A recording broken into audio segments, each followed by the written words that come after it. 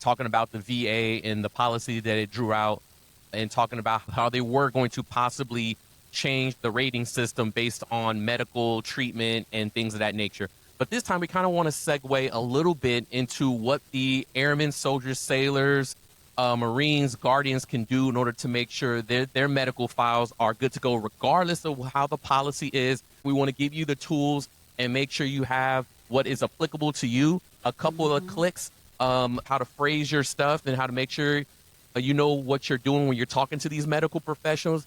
These little things, these little steps can set you up for your future. It's not necessarily for you now, it's for you 4 years from now or 40 years from now when you all are retiring or separating from the military. You guys will be taken care of because you did all the things that you needed to do in order to make that happen all those years ago. So without further ado, I'm going to pass this to LaRae, who's going to be talking to the medical professionals out there who can give you guys some tips and some tricks on how to make sure that you can tell your truth truthfully and get what you earned at the end of your military career. So without further ado, LaRae, please do the thing that you do so well. Thanks, Hype. Team, we talked about the threat, the rule that the VA tried to pass. They tried to hit us blindsided, but they did not. We've also talked about the outrage, and today, hopefully, we are done being mad about it. And instead, we're fueling that. We're using that energy to get smart about everything medical when it comes to documentation. So I just want to shout out to all our medical professionals out there. We appreciate you for all that you do. And we have two here sitting with us, medical heavy hitters. We have registered nurse Sabrina and medical services corps Sabrina. Ladies, our mission for today is simple. We need to give the E1 to the O10 the tactical checklist on how to bulletproof their medical records. So want to make sure we start off by saying this to guide our discussion. If it's not written down, it did not happen. That is the only rule that matters. And I'm learning that even 15 years in. It's not about working the system. It is about ensuring the system works for you. Because the day you take off that uniform, the day you decide to separate or retire, they done. They don't owe you anything. But we want to make sure that all our hard work is not in vain. It is not for nothing. So again, it's about ensuring the system works for you when you can no longer wear the uniform. So let's start with the culture. I know service members who have walked around on a torn meniscus, right, or a bad back, or even a sciatica, I think I'm experiencing right now, for 6 months because they didn't want to be that guy or girl that called into work on Monday morning, right? Can you tell us why it is so dangerous, why this is so dangerous for their future claims? So like you said, LaRae, if it's not documented, then it didn't happen. And that's actually like medical legal doctrine. It's got to be documented. That is a legal document. Your medical record is legal documentation. So if you don't come in to see me because your knee hurts or your back hurts or, whatever, and we don't get that in your chart, there's no way for us to even talk 4 years down, 10 years down, 20 years down about how this is impacting your daily life or how this is going to impact you beyond your military service. If it's not written down, it didn't happen. And we can't even start to discuss what the long-term impacts are of your military service when you leave. Right. So it's important for us to have those discussions because I know earlier in another segment, we talked about suffering in silence. So what I'm understanding is that suffering in silence is actually expensive for us. And LaRae, it's about documentation. So that culture of toughing it out can seriously hurt service members later, especially when it comes to disability claims at the VA. Right. Understand that. And, we really don't want to be downgraded. And as a missileer, I can see how that happens a lot. Yeah. And medical records, as you know, are legal documents. So when someone walks around, say, with torn ligaments or a meniscus for 6 months. They never go to sick call. There's no medical record showing that it happened while they were in service, then that can affect the rating. Getting seen early doesn't make someone appear weak or be weak. It creates the medical record that protects their long-term benefits and their health. Absolutely. So what would y'all say is the number one piece of armor that a newly enlisted airman, newly commissioned officer can build right now?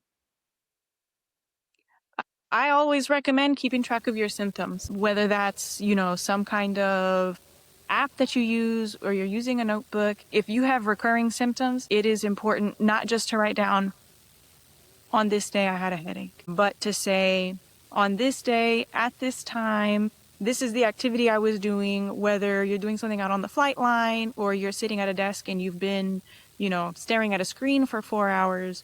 Migraine started at this time following this activity. It lasted this long. These were my symptoms.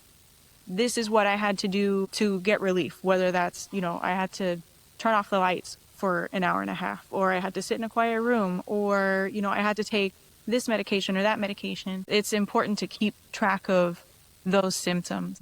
If we're using myself as an example, I've got knee issues and it's been an ongoing thing for several years, and this time around at a new base, doing new things, keeping track of when exactly it was that my knee problems started. When did it flare back up? How long are my flares lasting? What do I have to do to get my flare back into remission, for lack of a better word?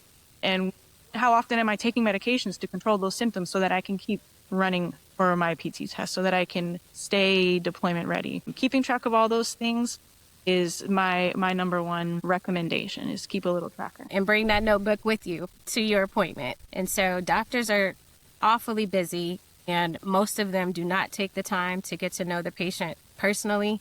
And so after they've seen so many people, you just become another person to them, another number.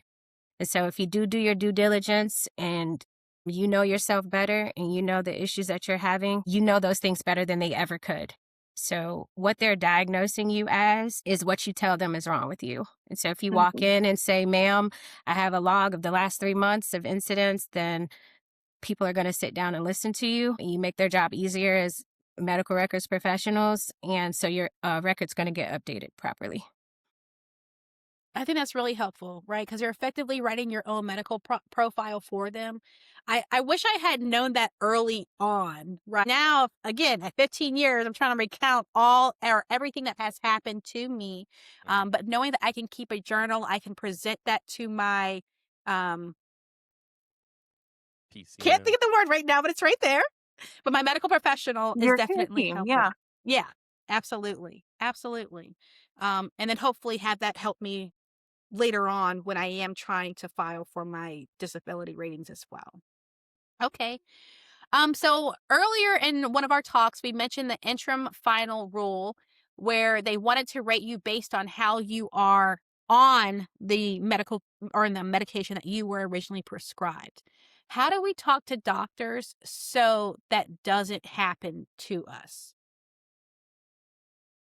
Well, most people, when you ask them how they're doing or what's wrong, they always say, I'm okay. We talked about that's just our military culture, but it's really a reflex and we should stop doing it.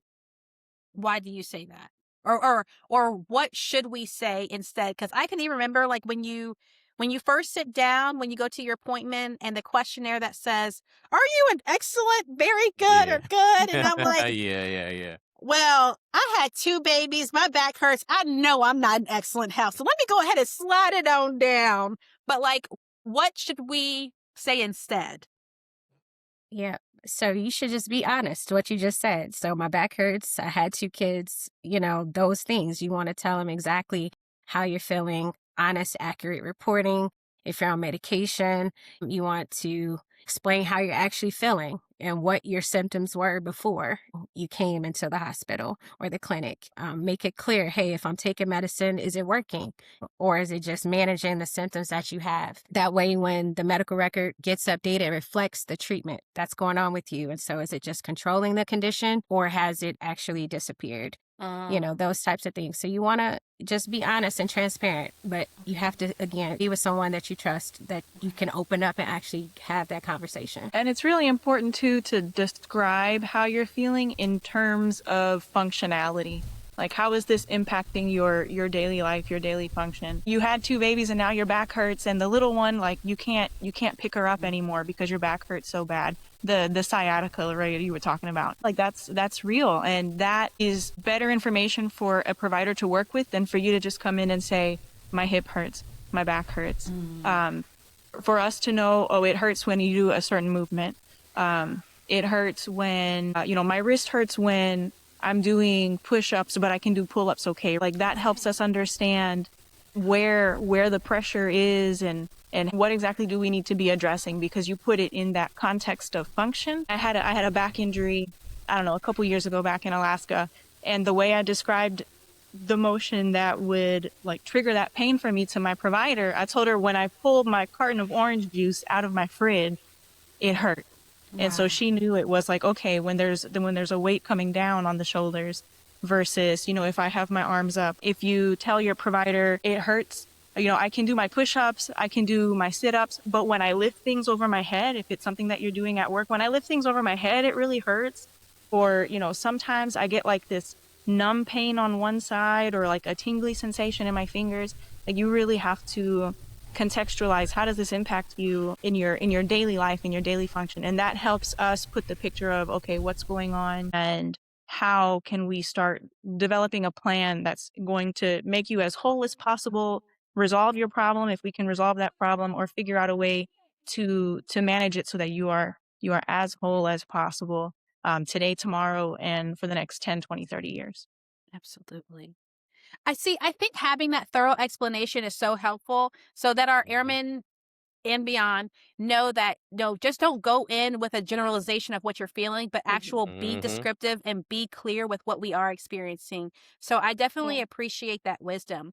And then if there are like any airmen out there who feel like their provider is not listening to them, is it possible for them to switch providers? Well, I've seen people switch providers all the time. And so you can always definitely switch. If it's not working out, there's always a way around getting a new provider. Yes, ma'am. Okay. Yeah, Your patient advocate is somebody to talk to. If you feel like you're not making good headway with your PCM team, look for your patient advocate. Every MTF has a patient advocate. And that's the person that when like the process isn't so simple, they can kind of go behind the scenes and make something happen to help you, say, change your PCM or something, if the PCM team is saying that that's not an option. Right. Yeah, because I know we all have that experience to where we had a PCM that kind of just pushed us in and pushed us out and really didn't hear what we were saying, even if we did say the right words. It was just like Patricia said earlier, you're just a number after a while, and they just got to get you in and get you out. Well, we understand that that happening to you ruins the trust in the medical system because you had this experience where you don't want to talk to them anymore about whatever's going on because they're just going to push me off, and all the other medical professionals are that way. That is not the truth. We're going to bust that myth for you right now. That is not the case. That is what Patricia's trying to get at. If you're not vibing with the PCM that you're with, you can go through the Tricare system and you can change your PCM. And try somebody else that actually listens to you. But you got to make sure you do your due diligence, you do your due care. You are talking to a medical professional, so make sure you understand what you're trying to say. You can articulate very well what you're trying to say. Pilots have their own language. Aircrew has their own language. Missileers have their own language. Security forces have their own language. Medical professionals have their own language. If you cannot speak their language, then you are possibly wasting their time, and they're just like, oh, just a headache, see you later, versus, hey, all the things that the tips, the tricks that Sabrina and Patricia have given to you, now you good. And if they don't give you what you're needing, then again, you have patient advocate, you have PCM swap, you have all those cool things that help you. If you are not sure, I'm not sure what I'm saying, here's what I did. It's a trick. I love this generation. This generation has so much technology that can answer it for you. Hypothetically, I'm this, and I'm suffering from this, and it's been this, and this, and this, and this. ChatGPT, what do I tell the PCM? What do I tell them? Put it into their language so they understand. Right. And sure enough, it came right out, and I was like, got it. Now I'm speaking my truth, and now I'm aligning to their language, and I'll be damned if they say, you know what, this is some really serious stuff. Okay, let's figure out what we can do. So I just want to let you guys know that there are tools out there so that you make sure that you have the trust between the airman or the soldier, the sailor, and all that, and the medical professionals. But you got to do your due diligence to make sure you're not wasting their time, and vice versa. I just want to make sure that that's perfectly clear out there. We're not trying to outsmart the system. We are trying to speak their language so you get your truth out truthfully. Sometimes, too, in the hospitals or in the clinics, there's politics going on. So it might not even be that you aren't important to them at that moment. They're just, their mind is on something else. So there's terrible management. You know what I mean? Like, because I'm a manager. So sometimes they don't like who they have to work for, but they've just given them something to do and you're that thing.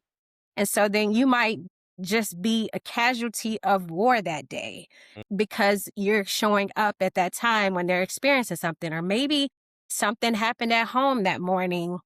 And so there's a whole plethora of things that could be happening at that moment when your record is in front of that person. So that's why I just want to reiterate that you are your strongest and biggest advocate. You have to know yourself, your body, your health better than anyone else, because all those other things are taking place too, outside of just, you going to get treatment that day. Y'all have been so helpful. I am so thankful for all the nuggets of wisdom that you have given us. I just went ahead and put it in a little acronym, if you will. ADD is what I got. So the A is for advocate for ourselves. We are the best advocate for ourselves, and how we do that is through the 2 Ds, by documentation and being descriptive. But I also want to know, is there anything else that you would love our listeners to know? What other wisdom or a final order to those who are watching? I would love if our young airmen, sailors, soldiers, Marines, guardians, once a year or with some frequency, once a year, go into MHS Genesis and download your records, go through it and make sure that everything is accurate. Because like Patricia was saying, we're all human. We all have things going on. And you just want to make sure that you didn't say something important and it didn't make it into your record. And now 15 years down the line, they're doing the VA review and who knows where that information is or where it was. It's super easy now with MHS Genesis. You can even send messages. We've had patients do that where they're like, hey, I noticed, I looked at this note on this day, and we talked about this, but I don't know, you mentioned this medication. I would like some more information on this medication. Or, we talked about treatment option A, treatment option B, and I tried A, right? And can we talk about trying B? So now there's just more ways to communicate with your provider team and making sure that communication is well documented in your record. Download it once a year at least. And you already said it. Document everything, even the minor things, every little thing, and know what is in your record. So if they have an electronic copy, you should also have a paper copy. And the biggest thing that I would say is to make friends in the hospital or in the clinic, because you want somebody that when turnover happens or, new people come in and they don't know where your record is, or, something got lost, that you have someone, or you have some type of continuity rather of the information that you've given to them. And as it goes forward, it crosses hands to the next, administration, right, that comes in of your information, because it's yours. And when you make those friends and those connections, you have someone you can always call without you even having to go to the clinic, or without you having to go to the hospital. Or can I IM you on, the chat, or can I send you an email? And we don't talk about networking enough because, we're so busy doing our job and what we have to do that we don't think like, okay, well, I got to go talk to this person. But it's always the small people on the totem pole that get overlooked. And those are really the people that we should be paying attention to. They're the ones that are doing the work. They're the ones that are the busy bees, your senior airmen, the ones that are actually really in the weeds, with the records. So make those friends. I can't stress that enough. And find you a battle buddy, a medical battle buddy, a wingman, So if you're too stubborn to go, you hard-headed, you don't want to listen, you have somebody that'll take you, drag you in there. And so we have to look out and take care of each other, especially now, because it's a totally different climate right now. Look, I would attest to what Patricia is trying to say. one of my airmen that actually do my check-in and everything else like that was one of my cadets. He actually ended up enlisting and then getting stationed at Nellis. So it was like, shout out to you, man, Letamu. And he comes in, he's like, all right, what's up, Major Slade? What's going on? It was just that connection I made. That was a coincidence, but it's about, again, making friends or making those connections, man. Those are the people who make things happen. And if you give them a little bit, right, and care about them a little bit, they give you a little bit too. It pays out when it comes to especially like medical personnel, security forces. We all talk about that. Take care of those people because those are the people who are literally supporting us as we're doing things like air crew and missileer and all that other stuff like that. A shout out to my personal PA Prettyman. She just had a baby and she hasn't been out, but I miss her, man. Like when I go in there to get checked out, man, it's a whole different realm of conversation, and it's because like Patricia said, we made that network connection. So there's that trust. I really appreciate that advice. That is a very true statement. So there it is. You've heard it from the ladies themselves. The blueprint is right there. This is about being the CEO of your own medical history and documentation. Do not let the government, the VA, or anybody else, some paperwork determine your family's destiny. If you are just sitting here nodding your head like you listening to T.I. and 50 Cent's beef, that's not enough. We need action. So go in there, log into MHS Genesis or whatever database you use for your medical records. Check those out. Download a copy, put it in a drive somewhere. Yep. And if you found this valuable, and I know you did because y'all be liking and sharing and taking our videos, make sure you guys also hit that subscribe button because that tells us what you guys want to hear more. Share this with people within your unit or your friends or whatever the case may be. Do not let your battle buddies or your airmen or your whatever the case may be fall into a medical documentation trap. So now you have the tools, you have the knowledge, so go execute, stay safe out there, especially those out there doing the thing out there in the Middle East or anybody supporting that, man. Our prayers are out with you guys. We know you're going through something right now. We are with you. All right. I'm going to be out there eventually. So stay informed soon. And we will you're going to be out there soon, play. Hey, that's what I'm saying. And we will catch you guys regardless if I'm out there. We're going to still be producing this. The show must go on. So we will catch you guys on the next one. All right. SCIIF out.